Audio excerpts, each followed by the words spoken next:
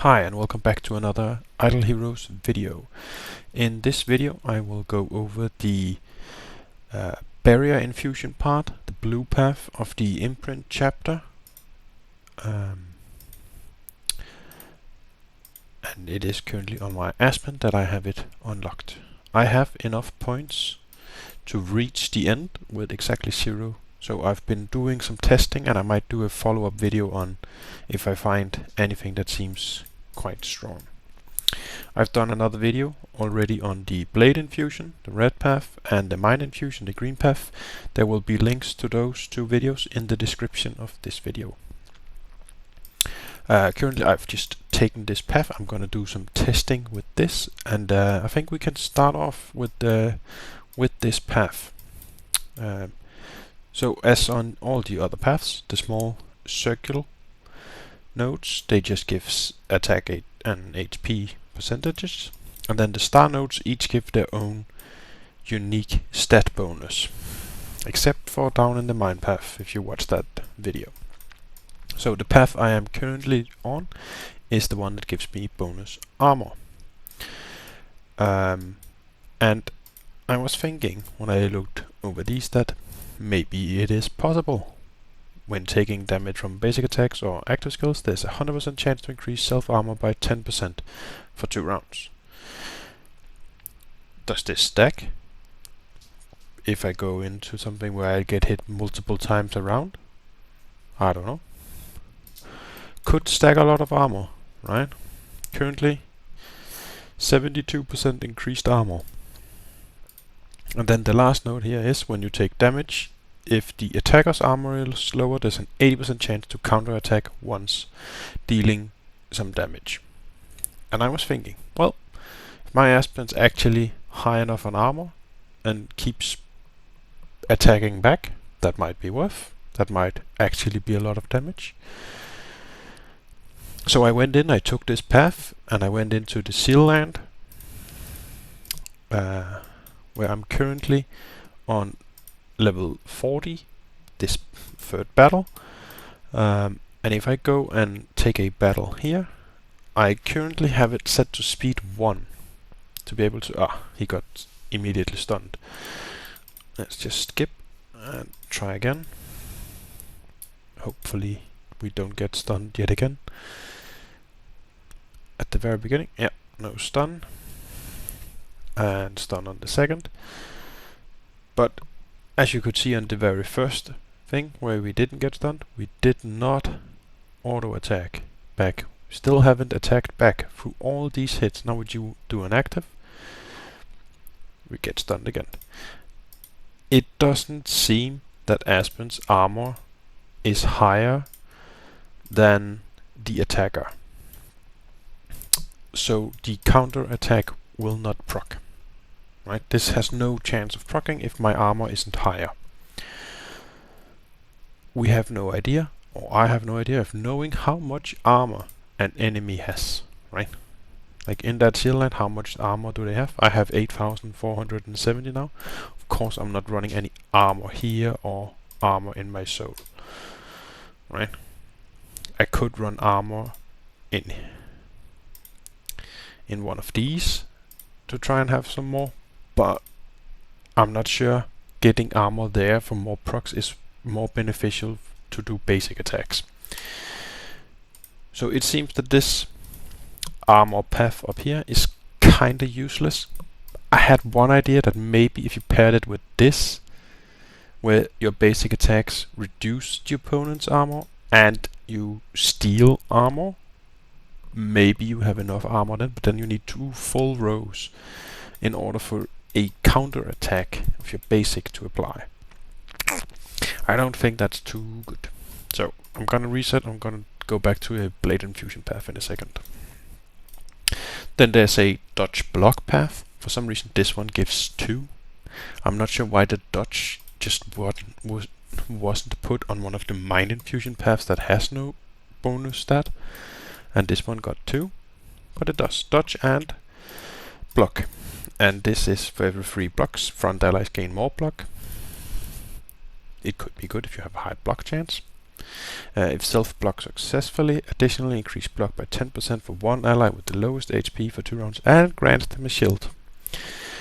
This is like a way to shield more on a blocky hero that is quite strong. This it doesn't say how many times you can proc in a round, so it could keep doing it, but it is always targeting the lowest HP ally. So if my Aspen is full health, he will not be the lowest health. It would most likely always be one of my supports, and right now I think it would be Lady of Blossom Melissa. That would always get this shield, and I don't really care about getting shield on her, because if she dies, she will revive. So, not too great of a path. Then there's a control immunity path. This path has some exciting points. Like this is you get more control immunity for the first round. That's kind of cool. You don't get insta CC. You might be able to go to an attack back.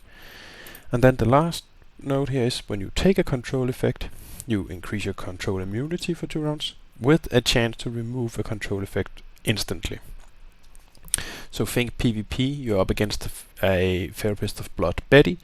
She does Bloodbind Twine, you instantly remove it, and now you have more control immunity as well. Could be super strong, but I feel like it's mostly PvP, maybe some specific campaign waves. But it does mean that you might be able to run another Purify in your star nodes. Then there is a damage reduction and crit damage reduction. Again, one that gets 2, but it's damage reductions. When you take a crit damage, you increase your crit damage resistance. And the last one is when your self HP is lower than 30%, increase your damage reduction by 15%. So when you're about to die, you gain 15% damage reduction.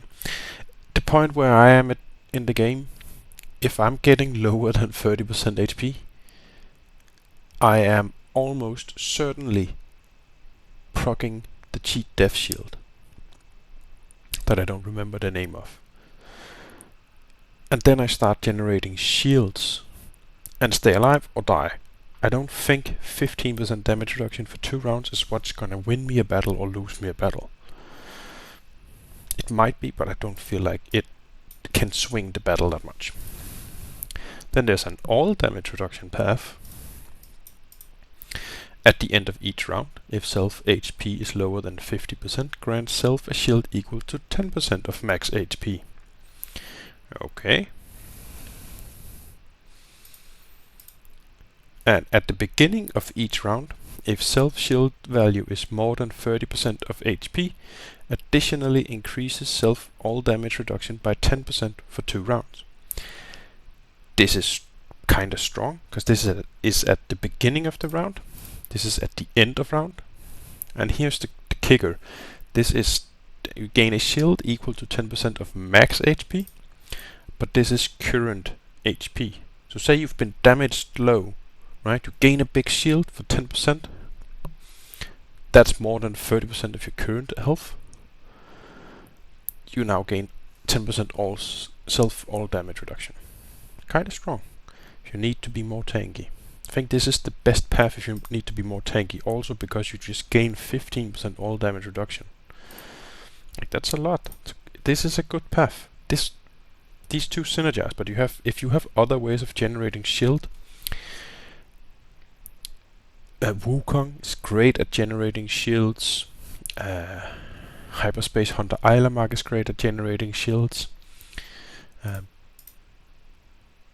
for your team, and it's important that it isn't like I don't want to have this unlocked on Hyperspace Hunter Eilermark at the moment and give him all damage reduction, right? I want it on my damage dealers or my squishy supports. Last path is effect of being healed. And when self is healed, grants a shield equal to 10% of lost HP for one ally with the lowest health. Kinda weird. You give a shield to another team member, another hero, based on how much health you've lost. Kinda weird. when self HP is lower than 30%, restores HP by 30% of max HP instantly, can only be triggered one time in each battle. This seems complete bullshit. Like, if you don't have any heal on your team, I guess maybe this works.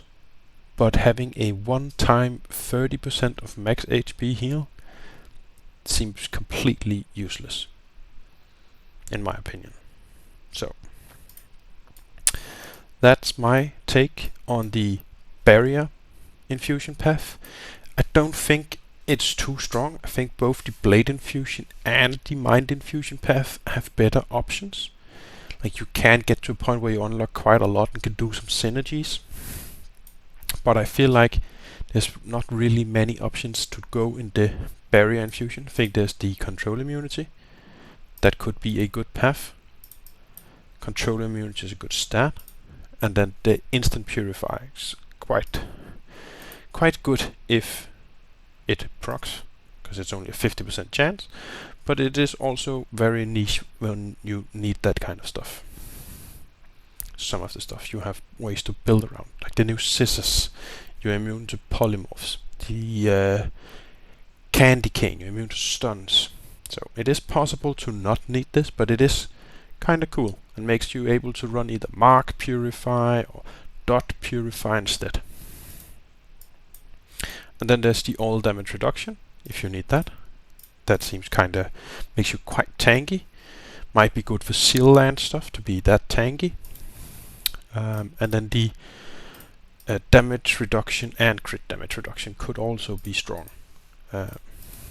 But I don't think it is as good as the all damage reduction path. So that is my take on the paths of the three paths, the blade, the mind, and the barrier infusion. I hope you liked my thoughts on the different paths. My final point will be that my damage dealer, my Aspen, that is the currently only character that I have this unlocked on, will be going for a blade infusion path. I've been testing out the holy damage path and the crit chance path currently. And I'm gonna do some more testing in seal lands and in the new Dawn chapter, Dawn plan event here on Battle 13. But I had very inconsistent results on that. I had tries with 7E16, but I also had a 2E15